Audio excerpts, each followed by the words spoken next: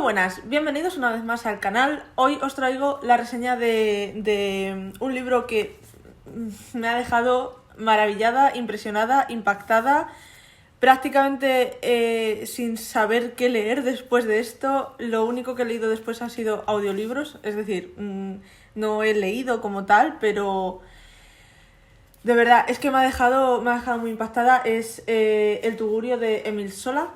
Esta edición concretamente es la de Trotalibros y de verdad me ha parecido un libro maravilloso. Un libro, o sea, es que esa sería la reseña corta. Pero bueno, vamos con la reseña, porque es una de las cosas que más me ha costado hacer, sentarme a estructurar, organizar mis ideas con respecto a la novela. Todavía no he terminado de digerir el libro, la verdad, pero no quería que se demorara mucho en el tiempo. Es que de verdad, ha sido una historia que me ha calado muchísimo. Ha sido una lectura muy grande, por así decirlo. No lo sé, ha sido una experiencia de verdad que hacía muchos años que a mí no me pasaba el terminar un libro y no poder separarme de los personajes, estar constantemente pensando en los personajes que aparecen en la novela, en las descripciones, en las situaciones, y estar pensando que todo lo que lea después de esto va a ser, va a ser inevitable para mí compararlo y no encontrar algo que lo iguale o ya no que lo mejore, sino simplemente pues que sea una experiencia como esta. Vamos con la reseña. Me ha costado mucho organizarla. Antes de empezar, creo que en estructura se parece bastante tanto a la reseña de Jan como a la de María de Cumbres Clásicas, como a varias reseñas que he visto por internet. Todo lo que yo he visto sobre el Tugurio os lo voy a dejar enlazado en la cajita de información, pero es que no era capaz de olvidar, no era capaz de separarme del Tugurio. Llevo un par de semanas muy obsesionada con el Tugurio y bueno, quizá por eso pueda parecer algo semejante. Pero bueno, vamos un poco a hablar de Zola, que a pesar de ser un escritor archiconocido, es un clásico de la literatura. El Tugurio quizá no es su novela más conocida, o La taberna, como se ha traducido anteriormente en España, pero seguro que si os digo Germinal o Nana puede ser que os suene más. Émile Zola fue un escritor que vivió y publicó en la última mitad del siglo XIX. Esta novela en concreto, El Tugurio, se publicó en 1877 y forma parte de una de las sagas más grandes, de los proyectos más grandes que se vivían en la literatura en aquellos momentos, que es la saga de 20 novelas de la familia... No estoy siguiendo para nada la estructura. De la familia Le Rougon-Macquart. Me vais a perdonar mi pronunciación en francés, pero hace mucho que no estoy por allí, así que el francés se me ha olvidado mucho. Pero bueno, voy a seguir un poco las notas que tengo, porque para algo me las he apuntado, ¿vale? A ver, se podría pensar que Zola tiene unos estudios profundos en teoría literaria, en lingüística, en filosofía, porque se le considera el padre de uno de los movimientos literarios pues más importantes y que luego han emulado varios escritores de prácticamente pues todo el mundo, ¿no? Que es el naturalismo. Pero nada más lejos de la realidad. Émile Zola suspendió 2 veces el bachillerato y es cuando decidió dejar de ser una carga para su familia, porque estaban atravesando problemas económicos debido a la muerte de su padre. Entonces decidió ponerse a trabajar sin completar ningún tipo de carrera, etc. La cosa buena de todo esto es que empezó a trabajar en una librería que se llama Hachette, que quizá os suene más porque hay una editorial que se llama igual, una editorial francesa que se llama igual, y gracias a empezar a trabajar en esta librería se empezó a relacionar con diversas figuras más conocidas del mundo artístico. Se relacionaba muchísimo con pintores, con Manet, con Cézanne, también con escritores como Flaubert, y esto le ayudó bastante a configurar lo que sería su trayectoria literaria. Él empezó a conjugar toda esta saga de 20 novelas, que a mí me parece un proyecto enorme, la verdad, empezó a configurarlo hacia 1800... Esto lo he leído en Wikipedia, ¿vale? O sea, esto no me lo he aprendido de memoria. Pero bueno, empezó a construir toda esta historia que tenía en su cabeza en los años 60.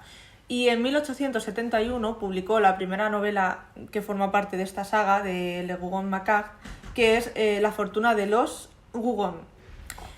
Esta está publicada por Alba Editorial, si no recuerdo mal. O sea, yo cuando terminé el Tugurio empecé a ver toda la saga de Le Rougon-Macquart y me las he ido poniendo en la lista de deseados de Amazon porque obviamente pues me los quiero leer todos. El caso es ese, que publicó su primera novela de Le Rougon-Macquart en 1871 y la última, que es El Doctor Pascal, la publicó en 1893. Ya os digo, o sea, es una saga enorme, tengo ganas de leerlos todos, evidentemente. Vamos con el Tugurio, que es la novela que yo me he leído, es la séptima de esta saga de 20 libros y ha sido mi primer contacto 100% con el autor. Cuando yo estudiaba bachillerato tenía una asignatura que se llamaba Literatura Universal, en las que nos daban varios fragmentos de varios géneros literarios, sobre todo clásicos, y leí un fragmento de Germinal, que bueno, allí nos dijeron que con Germinal era con la que había, ¿cómo decirlo?, generado o profundizado más aún en el género del que se supone que es el padre, que es el naturalismo. Pero vamos, sinceramente no me acuerdo de nada, o sea, eso estoy hablando de hace más de 15 años. ¿Más de 15? Madre mía, qué vieja soy. Bueno, el caso. Como os iba diciendo, el Tugurio me ha dejado maravillado por completo. En España, creo que ya os lo he dicho, se ha traducido como La Taberna, y Jan en su vídeo, en la reseña del Tugurio, explica por qué eligió este nombre para el libro, que os lo voy a dejar igualmente enlazado, porque además me parece una reseña estupenda. Y ahora pues sí, vamos con la reseña. Cuando yo me acabé el Tugurio, estaba en una lectura conjunta organizada por la librería Girasol, que es una librería que está en Madrid. Os dejaré sus redes sociales porque Laura, que es la jefa de la librería, hace directos cada semana más o menos, haciendo recomendaciones, etc. Y bueno, el caso es que yo terminé este libro y puse en el grupo de la lectura conjunta que había sido de las mejores lecturas, si no la mejor lectura en lo que va de año. Pero es que haciendo esta reseña y siendo sincera conmigo misma, es que creo que es una de las lecturas, una de mis mejores lecturas en toda mi vida, y de verdad que no os estoy exagerando, y no creo que haya leído poco a lo largo de mi vida. O sea, ni siquiera se me ocurre con qué compararla porque es muy distinta a todos los libros que yo haya leído, por supuesto, porque ya sabéis que yo hasta hace muy poco y salvando la carrera no he leído lo que viene siendo clásicos extranjeros de la literatura universal. Yo me he centrado mucho en los clásicos hispánicos, básicamente porque me dedicaba a ello. Pero no se me ocurre con qué compararlo, o sea, no se me ocurre... Quizás la sensación es algo parecida a cuando me terminé Tristana, pero es que ni siquiera, o sea, es que yo creo yo creo que Sola es más pesimista todavía que Galdós y además es que ni siquiera creo que Tristana... Bueno, da igual, no me quiero centrar en Tristana, ¿vale? Simplemente es que no se me ocurre a qué altura poner el Tugurio para que me comprendáis, porque de verdad se me está haciendo muy difícil explicarme porque es que es un libro con el que he sentido muchísimo. De hecho, no puedo compararlo con nada porque es que lo que me ha dejado el Tugurio es como una sensación de pérdida, o sea, de no querer separarme de los personajes, como de que me falta algo si no sé más de los personajes. Y a la vez es un libro tan pesimista que seguir leyéndolo o sea, creo que seguir leyendo esta saga tan de seguido nos puede dejar yo qué sé, por los suelos, emocionalmente hablando. No, yo creo que Sola escribe, y no sé si era su intención o no, la verdad, pero a mí me ha dejado como vapuleada emocionalmente, todo esto emocionalmente hablando, ¿vale? Centrémonos. El Tugurio se centra en la historia de Gervase Macquart, que es pues una mujer que vive con sus dos hijos y con los padres de sus dos hijos en uno de los barrios más pobres e inmundos de París, en los bajos fondos, por así decirlo. De hecho, Gervás se muda a ese barrio porque pues como que se le ha prometido una vida espectacular yéndose a la capital, etcétera. Y nada más lejos de la realidad, o sea, llegan con una mano delante y otra detrás y obviamente no se van a ir a uno de los barrios más pudientes de París, pues empiezan desde abajo. Y el problema está en que una de las cosas que defendía Sola es que el ser humano está determinado, por así decirlo, por un destino, por su condición social, por su condición de nacimiento, etcétera. Entonces, si tú has nacido pobre, seguramente te vas a morir pobre. Es como la falta de oportunidades, sobre todo en esa época, unas décadas después de la Revolución Francesa, en la que si eras de la burguesía todo te iba muy bien, pero si eras de la pobreza y de los barrios obreros, obviamente no te iba a ir bien. Y es un poco lo que vemos en esta novela. El caso es que Gervás es una mujer que intenta vivir sin hacer daño a nadie, intentando sacar a su familia adelante, haciendo todo lo que puede y intentando darle todo lo mejor a su familia. Y el caso es que no para de encontrarse piedras en el camino que parece que es como... Parece que están puestas a posta para que nunca logre salir del pozo en el que está metida. Esta novela nos enseña lo peor de la sociedad parisina del momento. Es decir, estamos en un barrio en el que hay mucha suciedad, mucho hacinamiento, mucha pobreza, mucho hambre. Ya no solo eso, sino simplemente pues que las personas lo único que tenían como entretenimiento era criticarse, echarse dardos a la espalda, no sé, eran los chismorreos, el hablar por hablar, el intentar hacer daño simplemente porque si veías que a alguien le iba mejor que a ti, eso era prácticamente inconcebible y básicamente hacías todo lo posible para que todo el mundo, para que toda esa comunidad estuviera siempre al mismo nivel, que es en el subsuelo, básicamente. Entonces, debido a esto, Gervás se ve sometida constantemente al ojo crítico de su vecindario, al ojo crítico de las mujeres que están a su alrededor. Y estas personas lo único que hacen es descargar toda su inquina contra ella, hacia ella, porque es lo que os digo, cuando ven que intenta mejorar su situación, consigue trabajo, que consigue ir ahorrando, etcétera, etcétera, es como que le quieren echar toda la mierda posible para que no sea capaz de salir de ahí. Pero Gervás es como que se pone un escudo protector, intenta que nada de eso le afecte, simplemente intenta salir adelante. Ya os digo, es como una mujer que da mucha pena porque es como, jolín, es que no te ha hecho nada, ¿por qué le estás haciendo esto? ¿Por qué estás mintiendo sobre ella? No sé, te da pena ver esa situación. Sin haceros spoilers, solo decir que es un libro con el que vais a sufrir, a poco que seáis mínimamente empáticos.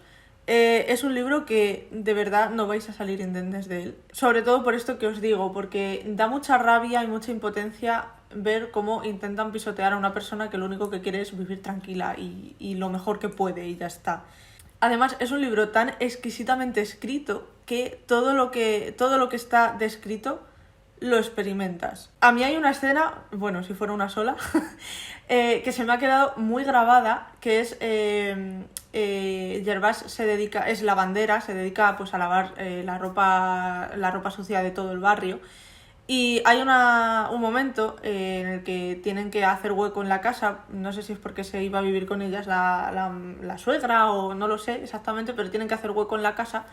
Entonces la única manera es coger toda la ropa sucia, que la guardan como una especie de habitación aparte o de lado de la casa que está más aparte, pues toda esa ropa la tienen que guardar debajo de su cama para poder hacer sitio para, creo que sí, que era la suegra. Y según Sola va describiendo cómo el olor impregna pues la nariz de Gervás, como esa incomodidad, esa podredumbre que sube, porque claro, no os penséis que la ropa la echaban a lavar de una semana para otra. Había veces que se tiraban semanas con una misma, pues enaguas, las camisetas, etcétera, las camisas, las blusas. Imaginaos el olor, es que... Y encima el olor de gente que supuestamente trabajaba, pero si no trabajaba pues se iba a cualquier tugurio, se iba a las tabernas, se iba a beber, se revolcaba, es que era, en fin, pues tenía que ser horrendo.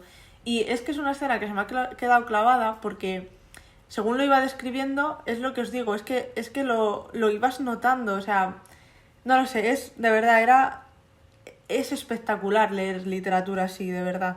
Es verdad que es un libro muy incómodo, es un libro muy oscuro, y aún así es que lo tiene todo, o sea, tiene momentos como de rayitos de esperanza, de luz, tiene momentos en los que sonríes, en los que sientes que de verdad Gervás va a levantar cabeza, por fin la familia va a poder salir de un bache o no lo sé.